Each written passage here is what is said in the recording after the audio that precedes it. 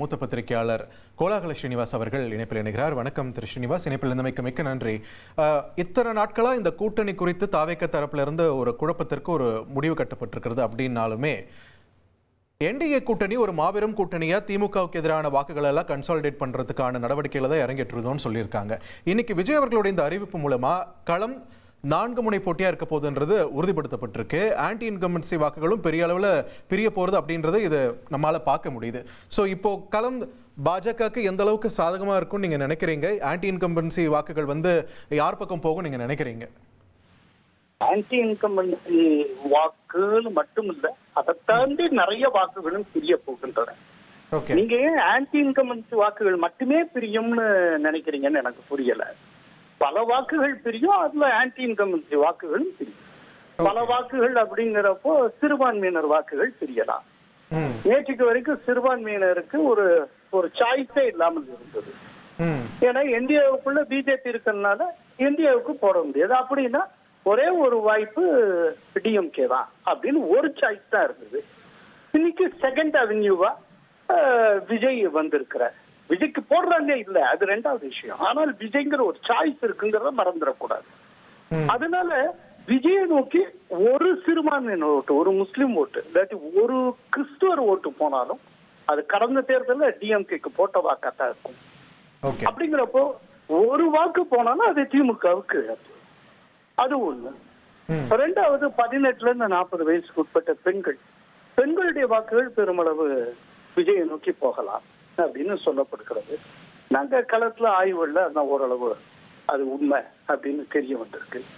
அதே போல இது எஸ்சி எஸ்டி இளைஞர்களுடைய வாக்குகள், ஃபர்ஸ்ட் ஓட்டர்ஸுடைய வாக்குகள் இதெல்லாம் ஈர்க்கப்படலாம். இதே வரிசையில அதிருப்தி வாக்குகளும் ஓரளவு ஈர்க்கப்படலாம். ஏன்னா இவரும் டிஎம்கேக்கு எதிராக நிறைய பேசிக் கொண்டிருக்கிறார், களமா இருக்கிறார். அதனால திமுக அதிருப்தி வாக்குகள்ல ஓரளவுக்கு விஜய்க்கும் போகும். இப்ப அதிருப்தி வாக்குகளை நீங்க மையப்படுத்தி கேட்டனால கூடுதல் தகவல் எங்களுடைய கள ஆய்வின் அடிப்படையில் அந்த எக்ஸ்பீரியன்ஸ் வச்சு நான் சொல்றேன். நாங்க பண்ண கள ஆய்வுல விஜயுடைய பிரசன்ஸ் ரூரல் ஏரியால, கிராமப்புறத்துல அறவே இல்லை அப்படின்னு நான் சொல்ல முடியும். அத தேர்தல் ரிசல்ட் வரப்ப நீங்க அத்தனை பேரும் ஃபீல் பண்ணுவீங்க. அர்பன்ல மட்டும்தான் அவருடைய பிரசன்ஸ் அதிகமா இருக்கு. அர்பன்லையும் சென்னை உள்ளிட்ட அந்த கேடிசிசின்னு சொல்லக்கூடிய ரீஜன்ல அவருடைய ஒரு பிரசன்ஸ் அதிகமா இருக்கு. கேடிசிசினா காஞ்சிபுரம், திருவள்ளூர், செங்கல்பட்டு, சென்னை, இந்த 4 ரீஜன்ல தான் அவருடைய பிரசன்ஸ் அதிகமா இருக்கு. சோ இது எப்படி இதை புரிஞ்சுக்கலாம் அப்படின்னா, இந்த நகர்ப்புறத்துல இருக்கக்கூடிய அதிருப்தி ஓட்டு அதிக அளவுல விஜயை நோக்கி போகும்.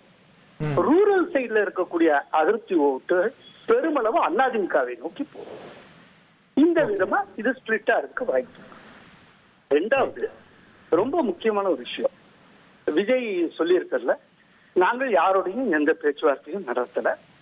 நாங்க மதசார்பற்ற சக்திகளுக்கு மதசார்பு சக்திகளுக்கு எதிராக இருப்போம், மதசார்பற்ற நிலையை எடுப்போம் அப்படின்னு அவர் நிறைய சொல்லியிருக்கிறார். இதுல ஒரு விஷயம் என்னன்னா, நாங்கள் யாருடனும் பேச்சுவார்த்தை நடத்தவில்லை அப்படிங்கறத விஜய் தெளிவாக சொல்லியிருக்கிறார்.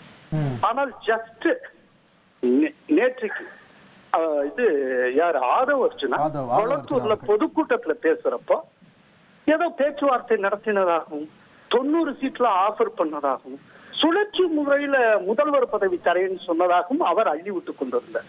சோ பேச்சுவார்த்தை நடத்தப்பட்டதுன்னு ஆதவ அர்ஜுனா சொல்றாரு. யாருடனும் பேச்சுவார்த்தை நடத்தவில்லைன்னு அந்த கட்சியுடைய தலைவர் விஜய் சொல்லுகிறார். இப்ப இந்த 2 பேர்ல யார் பொய் சொல்றா, யார் உண்மை சொல்றாங்கிறத முதல்ல அவங்க முடிவு செய்ய. விஜய் சொல்றதா ஆத்தென்டிக்னு எடுத்துக்கணும், ஆனா அவர் தான் தலைவர். அப்படி பார்த்தால் அப்பன்னா பகிரங்கமா பொதுக்கூட்டத்துல அப்பட்டமான ஒரு பச்சை பொய்யை ஆதவ அர்ஜுனா சொல்லி இருக்கிறார் அப்படின்னு நாம் புரிந்து கொள்ள வேண்டியிருக்கிறேன். ஆதவ அர்ஜுனா சொல்லி வருவது பொய் அப்படிங்கிற முடிவுக்கு விஜயனுடைய வார்த்தைகள் மூலம் நாம் வர முடிகிறது. Okay, right. நன்றி திரு கோலாகல ஸ்ரீனிவாஸ். இணைப்பில் வந்து உங்களோட கருத்துக்களை தெரிவித்தமைக்கு. தமிழக தேர்தல் களம் அடுத்த கட்ட சுவாரஸ்யத்தை நோக்கி நகர்ந்து கொண்டிருக்கிறது. 4 முனை போட்டி என்பது தற்பொழுது உறுதியாக இருக்கிறது.